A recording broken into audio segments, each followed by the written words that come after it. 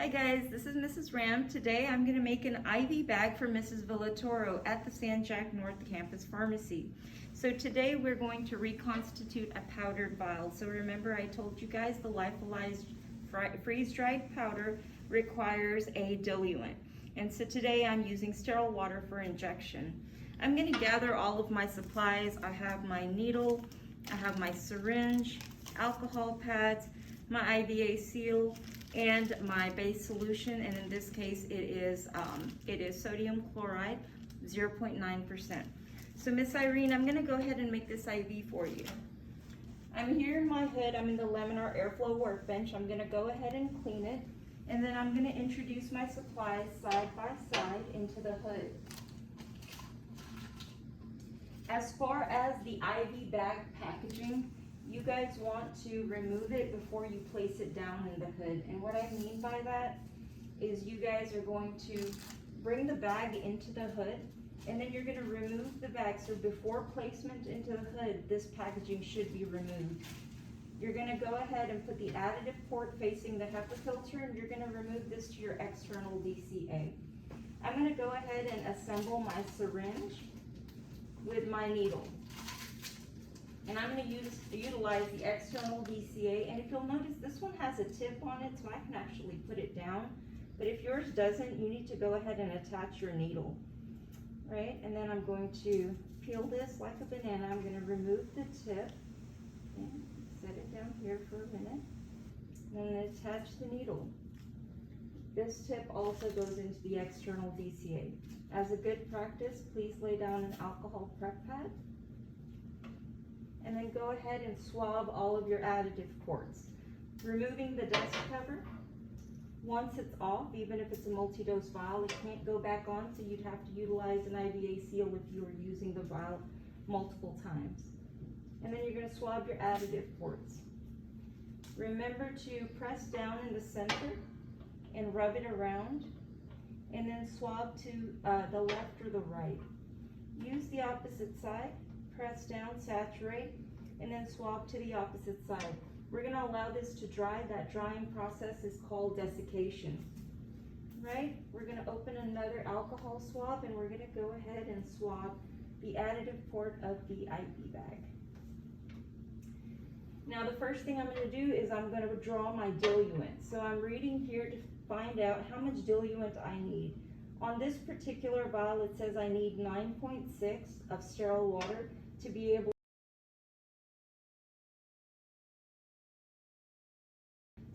to remove 10 mLs of product. So you guys should be able to calculate if my final volume is 10 mLs and I'm injecting diluent volume of 9.6, how much volume powder would have been. So I'd like you guys to answer that and let me know.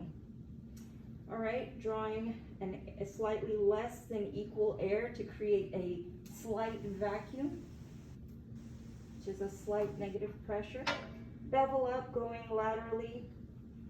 I'm going to push down slightly and then invert. And then I'm going to do the milking process until I get 9.6 of sterile water. And you want to be careful that your needle is continually in your fluid to make sure that you're not just getting air into your syringe. I want to free up the space between the critical sites and the first air.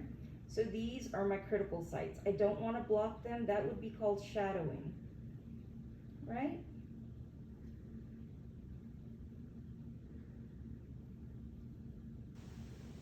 Okay, so I have approximately 9.6. The goal here is not to have to go back into the vial twice, because you risk coring every time you have to inject into the rubber.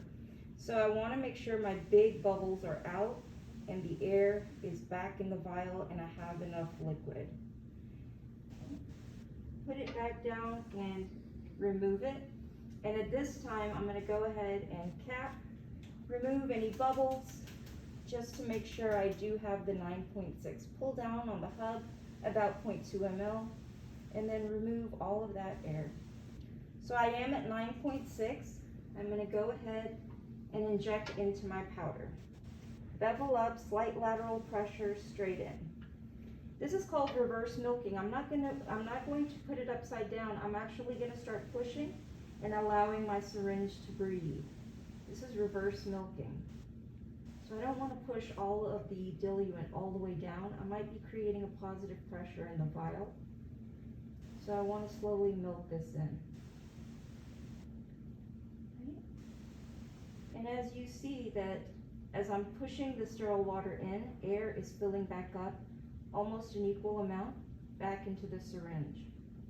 So once I'm done, I need to allow my syringe plunger to come back up so that I don't have too much pressure in the vial. And I may just help it by nudging it up a little bit. And then I'm going to go ahead and remove and cap, and I'm going to allow this to reconstitute. All of your vials are different, you guys, so it's going to take a different amount of time depending on your drug. Some vials reconstitute quickly, and other vials take a few minutes to reconstitute. You can swirl it, you can rub it in the palm of your hands, you can lay it like this or like this. So you don't have to constantly be swirling it. So I'll be back with you in just a second once this is all reconstituted to finish up the demonstration. Guys, I'm back, and this vial has now fully reconstituted, okay? And so now I'm going to go ahead and I have to swab this port again. Every time I go and inject into a port, I have to swab. So if I'm going into a powdered vial twice, I have to swab twice. Please don't forget this important step. So I'm going to go ahead and swab. And then I need 10 mLs out of here, so I'm going to draw down to approximately 9.9. Uncap side to side. Go bevel up. And go back into the liquid. Alright, push down a little bit, and now you're acting, this is just like a liquid vial now. I push down, I invert it. Don't cover your critical areas. You milk it until you get 10 mLs. Remember to keep your syringe in the fluid.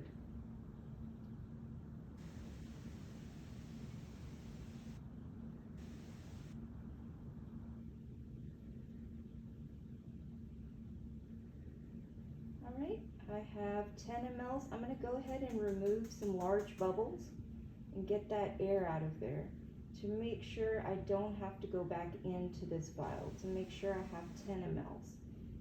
I don't have to tap out those small bubbles just yet. Put this back down, remove, and in a capped environment, which is a closed system, I'm going to go ahead and tap the bubbles out. Once I'm satisfied with the bubbles that have gone to the very top, I'm going to draw down once, about 0.2 ml, and then I'm going to remove all of that air until I circle the hub. I do have 10 mLs. I could either hang this IV bag on the IV pole, or I can go ahead and inject straight in using the base of my hood. You don't have to do bevel up or bevel down in this particular demonstration when you go into the IV bag, but do flush the line to make sure that your syringe is completely clean of the product. You don't want to cap if you don't have to, so I'm just going to lay my syringe down. I'm going to go ahead and take an IVA seal to protect that port.